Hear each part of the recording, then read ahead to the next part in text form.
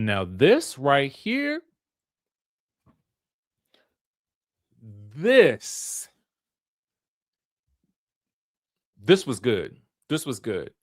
So let me break it on down for you, and I'm paraphrasing here. So don't get upset if it ain't word for word. But let me tell you, when I was not expecting all of this.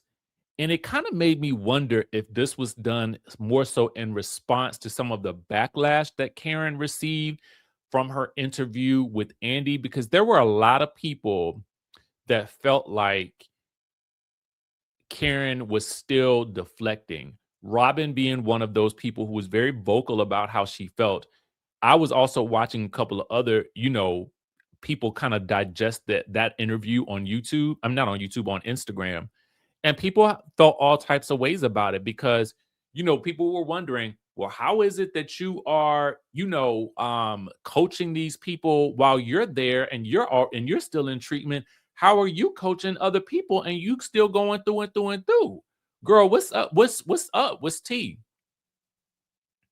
So people had issues with that. People felt like she just wasn't contrite enough about, what she had done and what she had experienced, what could have happened, that she was not apologetic enough. People felt all types of things. And I did really respect something that some of you guys were saying on this channel about how, she's still in her recovery journey. So there is that element that we kind of want to like also pay attention to, because in that recovery journey, it's we don't know where she is specifically with the alcohol portion of the journey. Okay. That interview was filmed, I would assume, maybe a few months ago. And so after that backlash, the timing of this interview was apropos. Okay. So there's that we can establish as a baseline. Now, the depths to which Sherri questions Karen is, I mean, I was impressed because Sherri,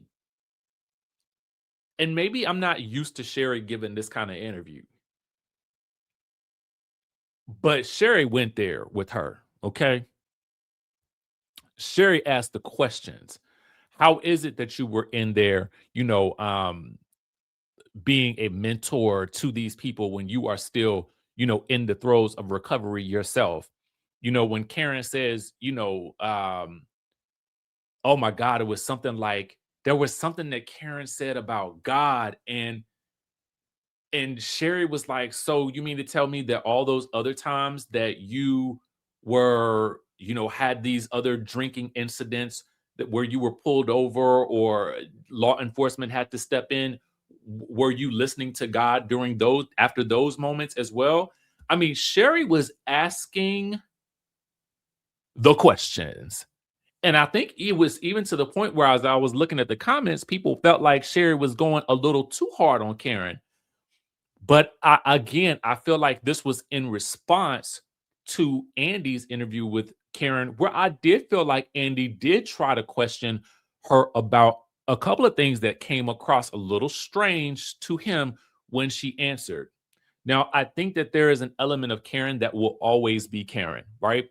There is an element of Karen that will always have a certain pride in who she is.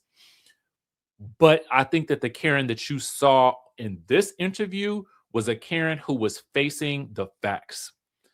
This was a Karen who was being questioned sharply and was forced to answer. And at times it almost felt like it was about to be a little bit combative.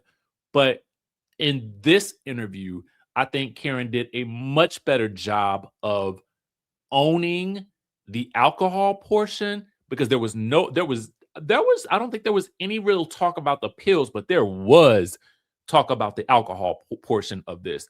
And Sherri asked her questions like, listen, were you drunk during, I mean, basically, were you using during the time that you were on the show these past few years? And, Karen was very honest and she was basically like, yeah, I mean, but I understood that this wasn't something that the camera was going to catch. And I knew how to, there was a mention of pills here.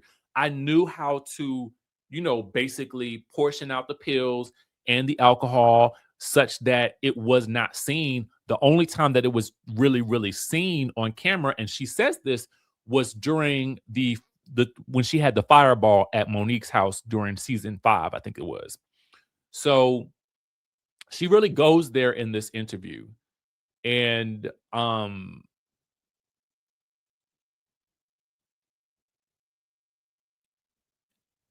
seeing some of your comments because a lot of you guys still feel like she was deflecting. And I said it. There is a portion of me that feels like Karen is still gonna be Karen. Karen's still gonna Karen. Okay. There's a portion of Karen that will, kind of always have that sort of like pride to her that I just don't know that she will be able to let go of. But hopefully, with continued recovery and exposure to recovery, she will see, or maybe some of you will see more growth as she continues on this journey. And I think it was smart of her to answer these hard questions and to answer them publicly. Will it suffice for everyone? I don't know that it will. Um, I don't know. I don't know. But I do think that there was, and but here's the thing too. Now I thought this was interesting because she basically said she's not answering any more of these questions anymore. So I don't really know if for the people who aren't satisfied, if she's going to be willing to do anything else to satisfy what people want. Okay.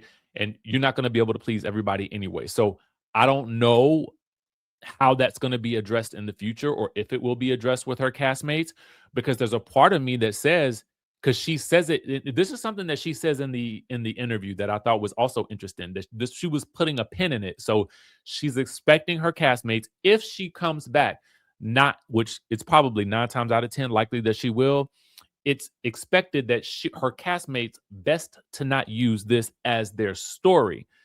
But my thing about that whole situation is, unless all of it gets super addressed with those ladies at the reunion, it would be virtually, it would be very odd for me as a producer if you walked back onto set and nobody was ever able to make mention of the fact that you, A, had a DUI, you, B, went in, okay, for a period of time, and then came out of it, did an interview for which a lot of people were left unsatisfied and not really understanding, and then expect to never clarify it within the actual group of your friends. Because at that point, do you expect that the story has just ended there? Because no, you're still in recovery. So given that you're still in recovery, I'm assuming that that will be a part of your story, Karen. And so it would seem to me that that element of your story you would need to, in fact, share. And as a producer, I would be expecting you to sit back down in the confessional chair and talk about where you've been and where you are now in the reality TV show setting, and also to address it with the girls. It's gonna come up. There's no way that it cannot come up. Now, can they be using this against you? I mean, I think for Karen, it would say something about them if they did, right? And I don't think it would be smart or behoove anybody on the cast to use it against her unless there was clear that she had learned no lessons. But and if she was doing it all over again, and the thing that she says that will stop her from doing it over again was seeing her kids through the glass window when she was locked away. So if you haven't seen it, it's good. It's really, really good. And it also, I don't know, it just I felt like I got to see Sherri a little bit differently, because I don't really know that I feel like her interviews are usually that hard hitting. Usually they feel more fun. You know what I'm saying? They feel more fun and festive, but this was definitely one where I think that Sherri truly challenged her. And, Karen, I have to applaud her for at least being able to say some of those things that she said. And I do think it's clear that she has a ways to go, but I think she's on the right path. And I'm gonna give her that.